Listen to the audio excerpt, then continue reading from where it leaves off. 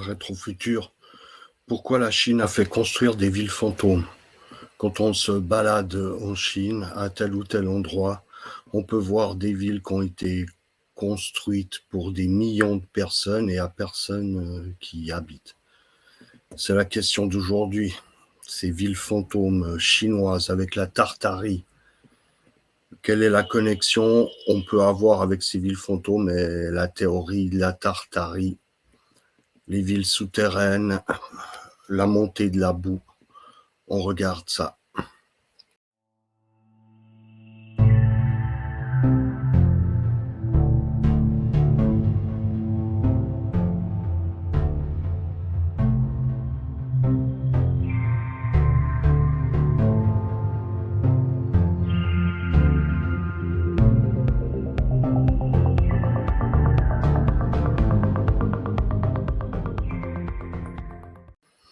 Nova Citad, une ville fantôme d'Afrique bâtie par les Chinois. On commence par l'Afrique. Les Chinois ont aussi construit certaines villes là-bas, des villes fantômes.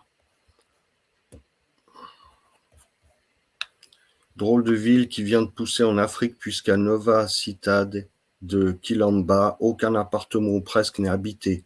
En cause des appartements trop chers pour la population locale. Derrière ce projet ubuesque, un accord pétrolier entre l'Angola et une compagnie chinoise. Seulement voilà, il semblerait que le pacte ait tourné à l'avantage d'une seule des deux parties. Explication. Une grande ville inhabitée qui va laisser des séquelles. Des immeubles à perte de vue, des commerces, des écoles dans des couleurs chatoyantes, des jolies couleurs. On peut voir quelques images ici. Donc, des jolies couleurs. Tous bien alignés, bien rangés, le tableau est parfait, on se croirait presque dans le célèbre jeu vidéo SimCity.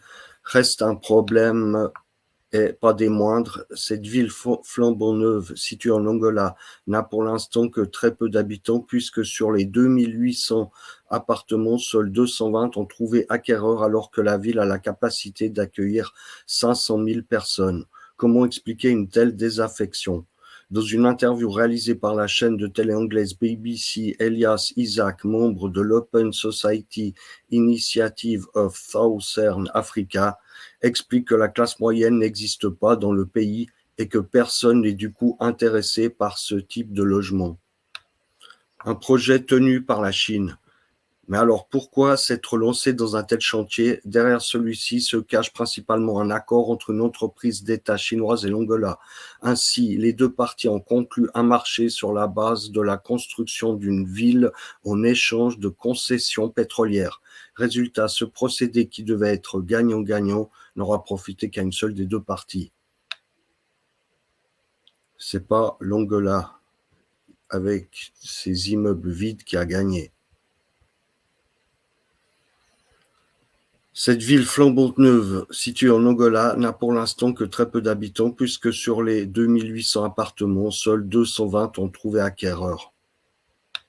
220 sur les 2800 appartements, dans une ville qui peut accueillir 500 000 personnes. Il y a des commerces et des écoles. L'intérieur de l'immeuble, de ces immeubles, c'est bien. Il y a tout ce qu'il faut là. La qualité, je peux pas dire. C'est tous aligné. Ça n'a pas trouvé écho. Une ville pour des raisons économiques qui est une ghost town.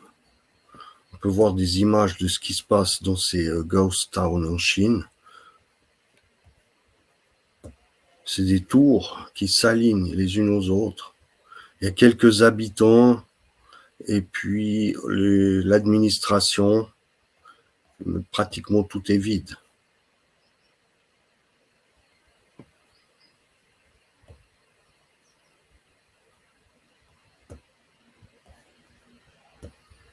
un ensemble de villes fantômes.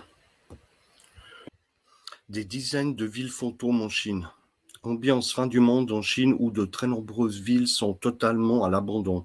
Construites pour rien, ces villes fantômes sont un spectacle très impressionnant et on s'attend à voir surgir une horde de zombies à chaque coin de rue. Les villes fantômes de Chine.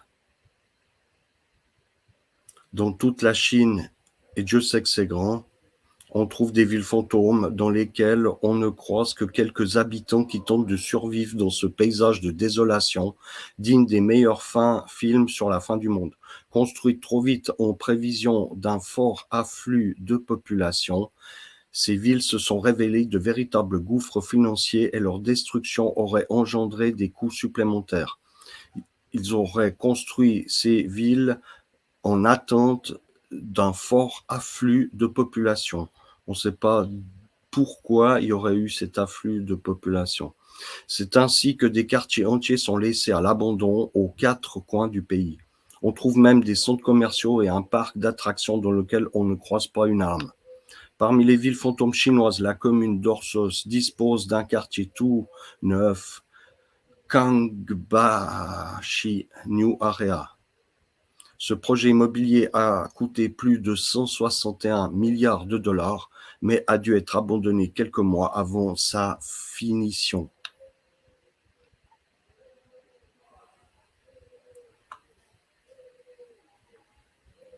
Des immeubles qui sont achevés, assez jolis, on dirait imitation du bois. C'est des HLM. En bas, c'est comme de la terre, il n'y a pas la route. En voici d'autres. Il y a quand même pas mal d'étages. Il y a au moins une vingtaine d'étages, chacun de ces buildings. Situé à Donggang, le plus grand centre commercial du monde et également le plus vide. Seul 1% du complexe est occupé. Conséquence, les allées sont totalement vides et les installations sont à l'abandon depuis plusieurs années. Centre commercial. Il y a même un canal qui a été creusé. Toute une décoration, de la verdure, des palmiers. Personne. Les allées vides. Plus de 100 000 appartements sont laissés à l'abandon dans la commune de Shenggang. Cette ville nouvelle date d'à peine 10 ans et n'est habitée qu'à 10%. 100 000 appartements sont laissés à l'abandon.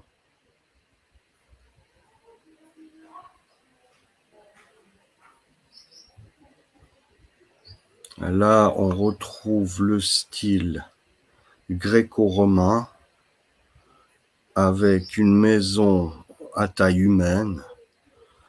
On a ici le porche traditionnel, une entrée de 2 mètres pour une entrée à taille humaine. Ici, on voit quand même que c'est bas.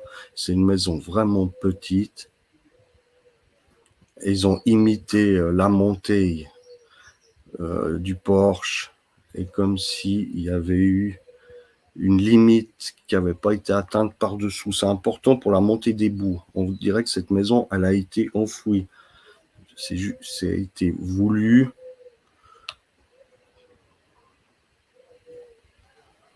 Voilà, d'autres. Alors, la République de Venise, Florentia, village à tout de la ville italienne avec ses canaux et ses boutiques de luxe. Problème, personne n'y habite et la ville est uniquement une attraction touristique et un concentré de boutiques. Si vous préférez Londres à Venise, Little London est une réplique de la capitale britannique. Trop cher, les habitations n'ont jamais trouvé de propriétaire. Little Paris est dans le même cas.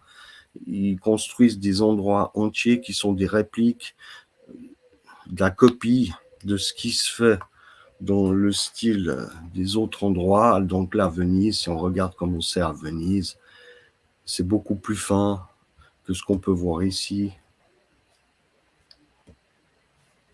C'est un travail un travail qui n'est pas recherché. C'est juste une berge avec un mur. Ces maisons, ils ont des fioritures minimales. Quand on regarde le vrai Venise, c'est magnifique. Il n'y a rien à redire. C'est un travail qui prend beaucoup de temps. On a les styles de plusieurs pays dans ces villes. Un endroit à Paris, un endroit à Londres. De toute façon, il n'y a personne qui habite tout le temps. Des canaux qui ont été creusés pour amener l'eau. Ça, c'est le petit Paris. Et il y a des centres d'attraction. Pourquoi la Chine a fait construire des villes fantômes? La Chine a réalisé des constructions d'agglomérations dans le monde entier, même au Groenland. Des images satellitaires étonnantes montrent les villes fantômes chinoises. Pourquoi avoir construit des villes pour des personnes qui n'y ont jamais aménagé? Si ces villes fantômes sont destinées à être habitées par des millions de gens, pourquoi les construire dans des endroits déserts à travers le monde, y compris au milieu de l'Angola et de l'Afrique? Les endroits où sont placées ces villes sont des endroits où les touristes n'ont pas vraiment envie d'aller, dans des endroits où l'immobilier n'est pas le mieux situé pour prendre de la valeur.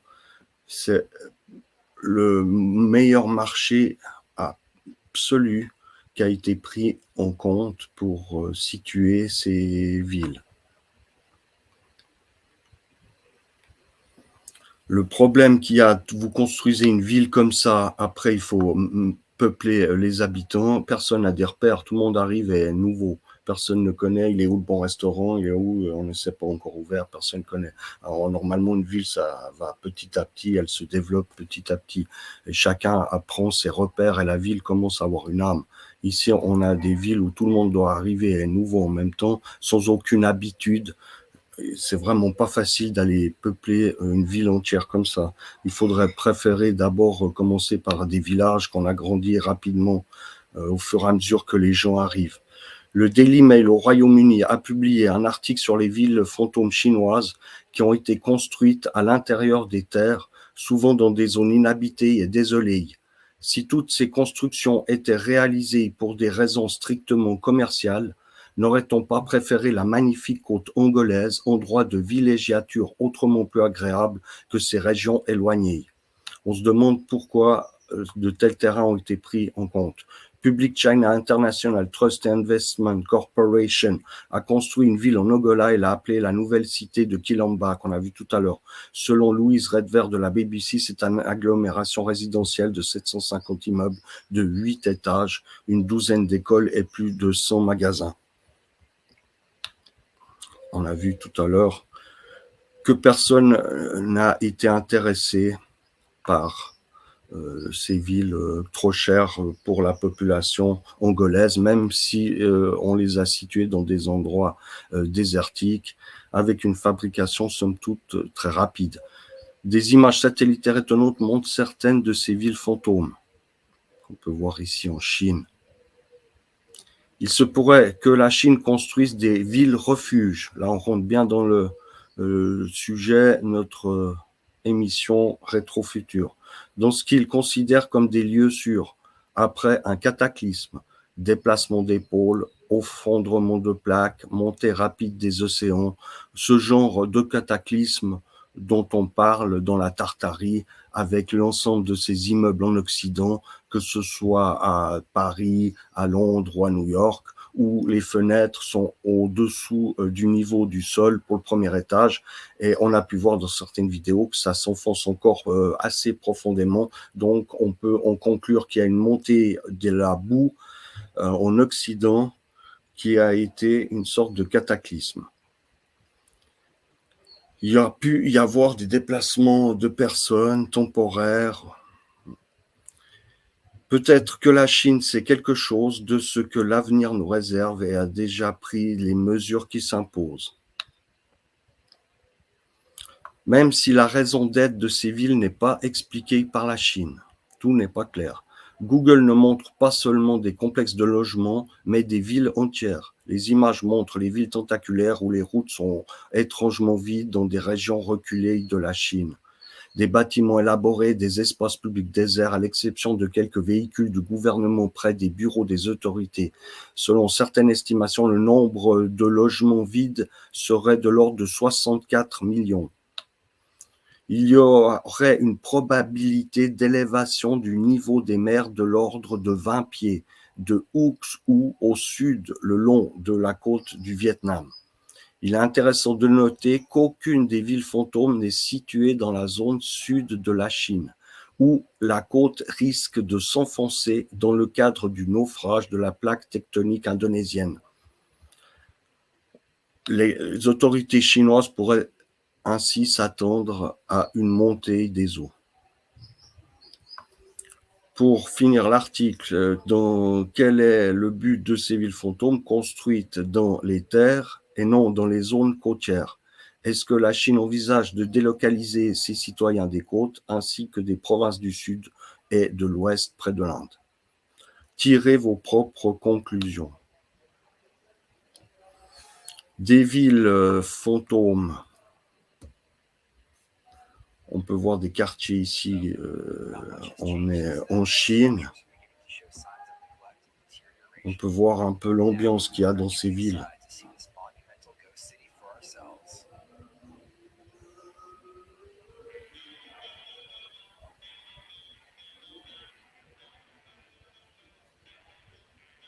On va essayer de voir un peu la qualité de ces constructions.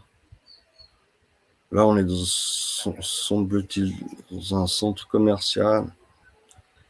Qualité mauvaise.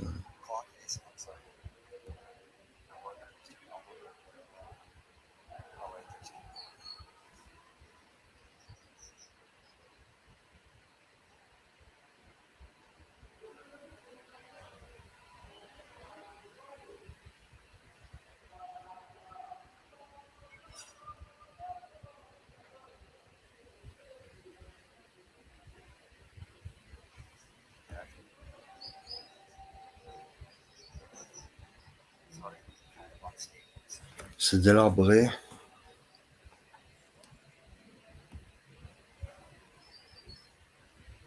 Le style. Là, on a bien du style Tartarie.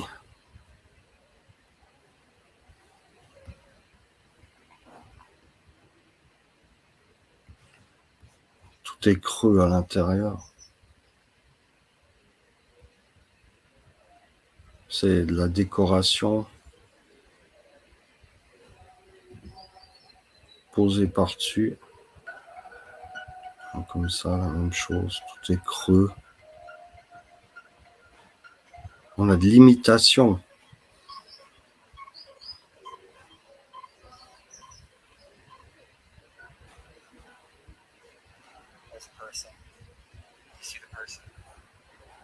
Ça, c'est le style russe.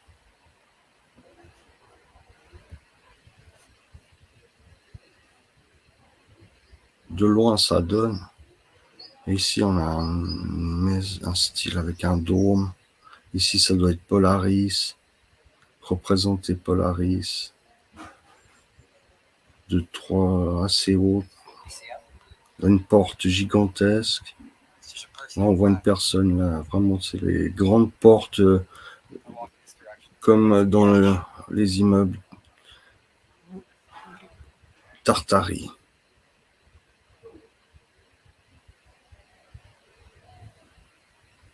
Voilà. Ça, c'est style soviétique. Sans recherche. C'est carré. Yeah. Ça, c'est joli comme ça, mais tout est creux. On a bien le style Tartarie. Une imitation d'une grande porte, souvent les trous, les toits, qui est rattachée à une construction vraiment de style moderne, basique, rectangulaire, Là, on essaye de mettre aussi de la décoration, fleurs de vie, pétales.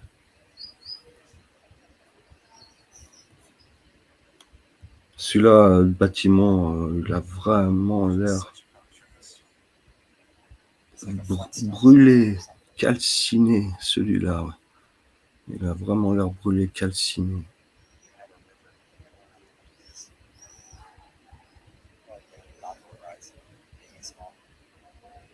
Ouais.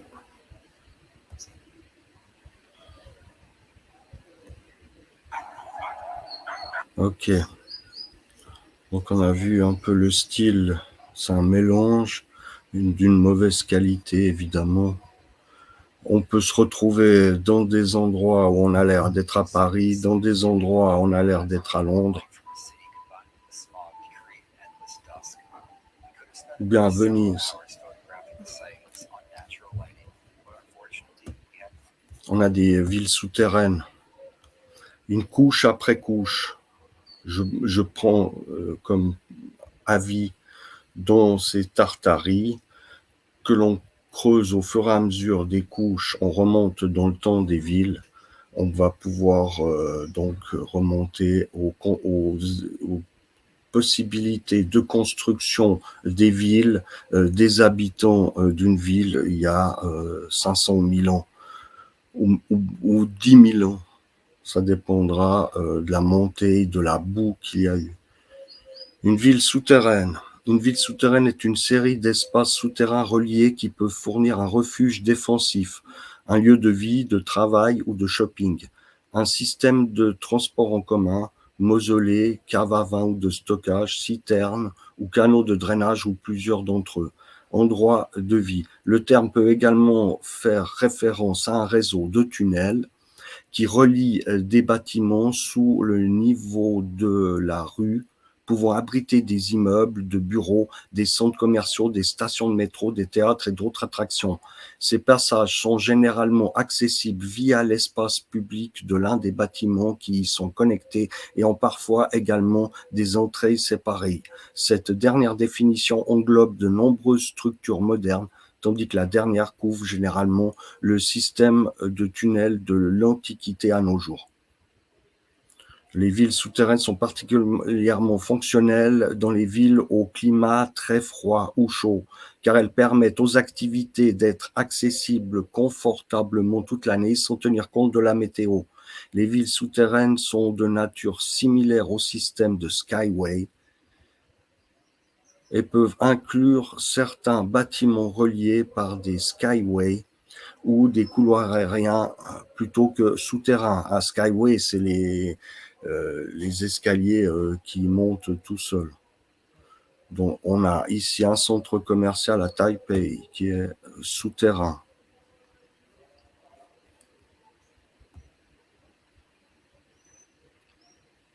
Les subways, une halle souterraine avec des commerces au fond.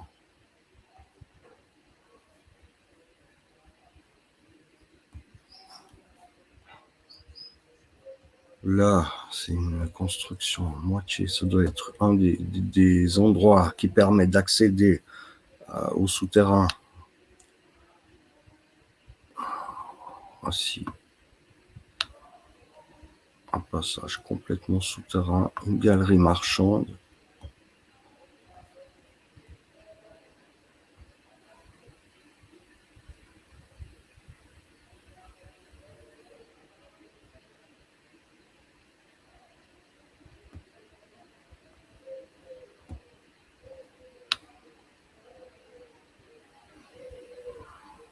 Ça a été creusé avec quoi?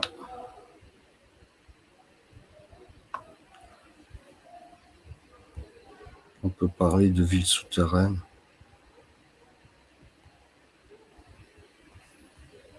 Ici, intéressant de voir qu'il y a des habitations qui vont en dessous du niveau du sol. Il y a eu bel et bien une sorte de grosse tempête, de tornade, de cataclysme, avec des entrées qui sont à moitié recouvertes par de la boue.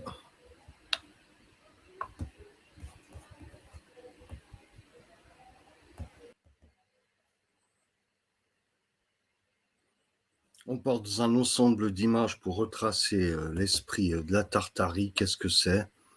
Par exemple, dans cette vieille photo, on voit comme une antenne ici. C'est une Antiquitech, une technologie d'énergie libre qui n'existerait plus maintenant. Voilà, c'était pour ça. Ensuite, pour la construction, on a ce style gréco-romain, comme ça s'est fait beaucoup aux USA, mais à travers le monde tout aussi bien. On peut retrouver ce genre d'immeuble à Paris, à Londres, au Brésil, en Asie comme au Japon. On peut retrouver ce style d'immeuble en Australie ou même encore en Afrique.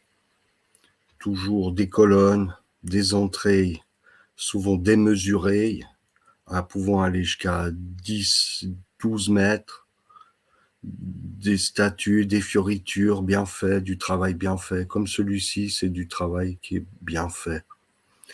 Pour les foires universelles qu'ils ont organisées à la fin du 19e siècle, que ce soit à Paris ou aux États-Unis, comme à Chicago, durant toutes ces conventions universelles, ils réunissaient généralement le monde et chacun avait sa partie de l'exposition avec son style de bâtiment. Les bâtiments les plus merveilleux de ce style d'exposition qui étaient construits dans des temps records, comme allant jusqu'à une année pour des bâtiments qui devraient prendre 3, 4, peut-être plus, à être construits à cette époque où il n'y avait même pas encore l'électricité, ou à peine, ça commençait à sortir, il n'y avait pas des machines, les gens avant 1900, ils se déplaçaient à cheval. Comment étaient-ils capables de faire des bâtiments d'une telle qualité à une telle rapidité? Une des questions de la Tartarie. Ces bâtiments étaient-ils déjà là lorsque les colons portugais ou européens, espagnols sont arrivés? Et ça serait du rafistolage. On les aurait retapés, tous ces immeubles, redonnés des couleurs, nettoyés. On ne les aurait pas construites, on les aurait seulement rénovés. Tartarie montée de la terre, comme ces fameuses statues sur l'île de Pâques, qui sont enfouies sous terre, et on peut apercevoir une personne d'une taille de 20 mètres, des statues de 20 mètres pour représenter des personnes de taille de 20 mètres, qui sont enfouies sous des couches de terre. Comment est-ce que ces couches sont-elles survenues ici? On parle donc évidemment d'un cataclysme qui là serait flagrant, mais qui aurait aussi touché l'Occident. D'un autre style, d'une autre époque, comme des igloos de briques qui ont été submergés par la terre d'au moins 5 mètres. C'est sous nos villes. Des technologies et des modes de vie totalement différents dans des villes qui avaient le même nom. Des villes qui ont grandi petit à petit. Voilà, toutes les fioritures qu'il y avait dans ces anciens immeubles. Et tout fait en qualité. le nombre de colonnes.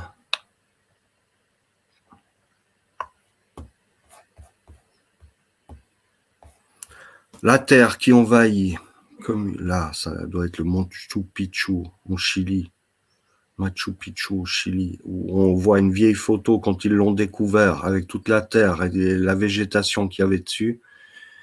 Et une fois qu'ils l'ont nettoyé, voilà ce que ça donne.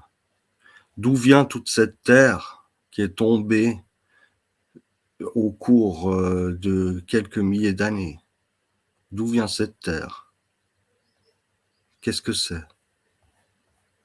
La terre qui monte. Ici, c'est des sculptures improbables, c'est du marbre.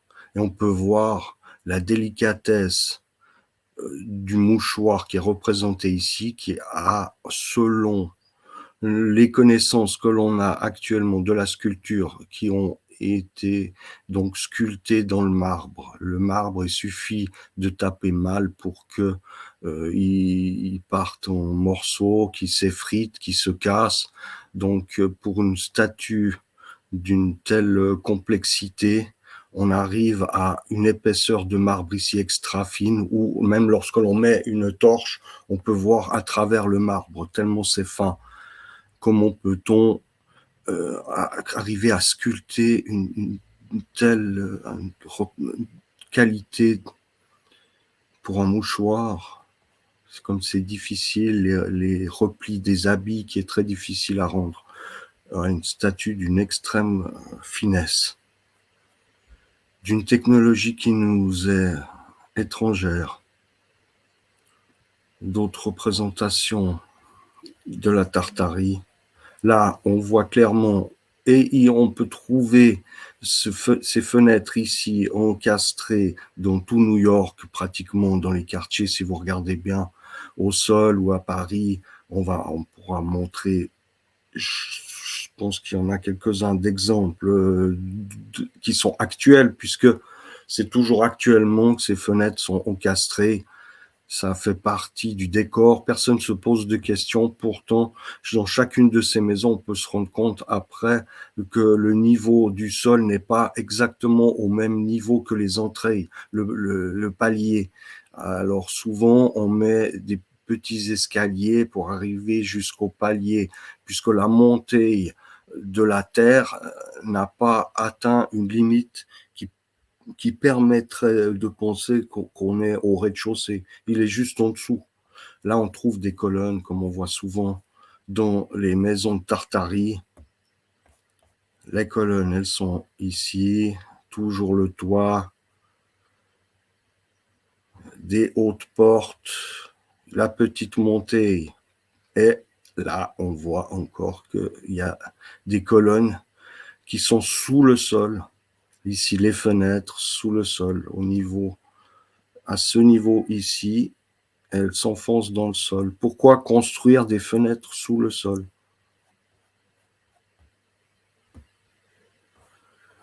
Un observatoire avec une coupole bien de Tartarie, et là encore une fois, on peut voir ces fenêtres qui sont au niveau juste au-dessus du sol. On peut bien penser que ce bâtiment s'enfonce bien plus dans le sol. On a eu une montée de la terre. Une autre statue des finesses, réalisée avec finesse par des artistes bien meilleurs qu'à notre époque. Encore une photo qui daterait vers 1880, toujours de la boue, il n'y avait pas de route, il y avait des monuments spectaculaires. Par contre, le sol, on se retrouvait avec de la terre. On a les colonnes, le toit, Antiquitech, relié à la hauteur où il y a de l'électricité. Là, la Terre fait masse. Et en bas, il y a plus de négatif en haut, de positif. Il y a de l'énergie qui transite. En faisant ce style de décoration avec une pointe, on arrive à aller plus haut et on rejoint plus bas et ça doit donner de l'énergie positive à la maison, voire plus. Quelle technologie utilisait-il? Des fenêtres ici qui vont au niveau du sol, qui sont encastrées dans le sol, et une petite montée avec des marches, puisque la montée de la boue n'a pas été suffisante pour arriver à ce palier de porte. Style Tartari.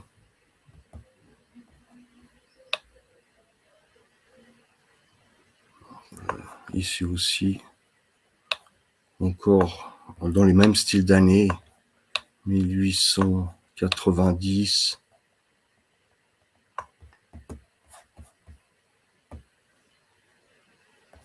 On continue.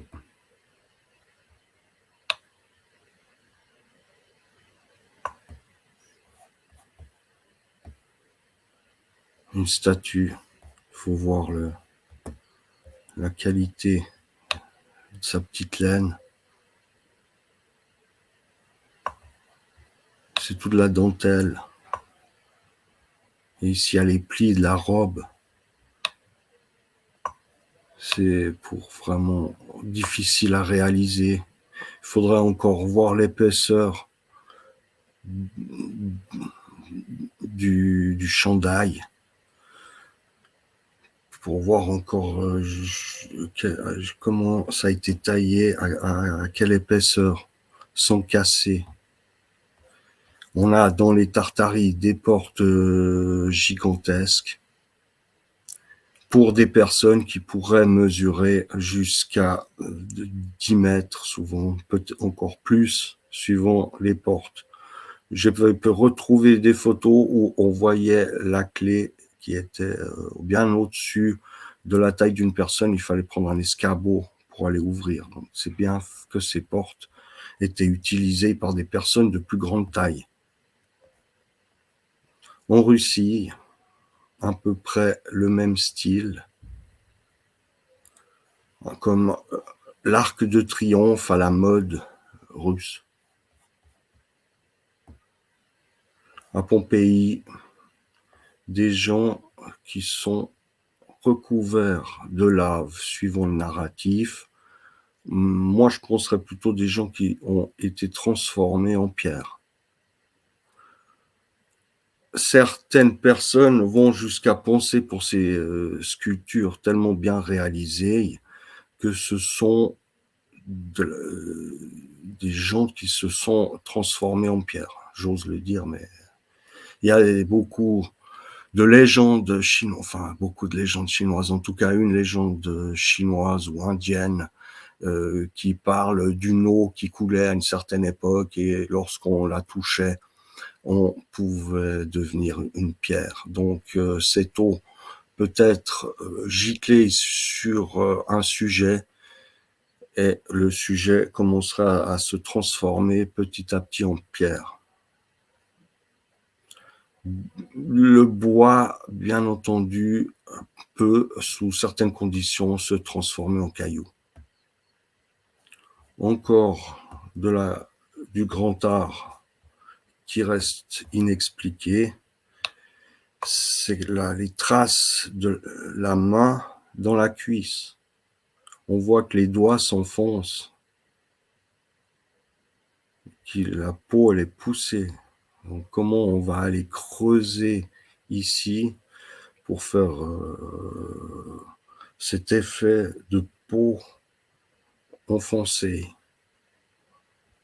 Et tout est magnifique, le plissage du drap, les cheveux, mais en tout cas, où la personne tient la femme, c'est grandiose.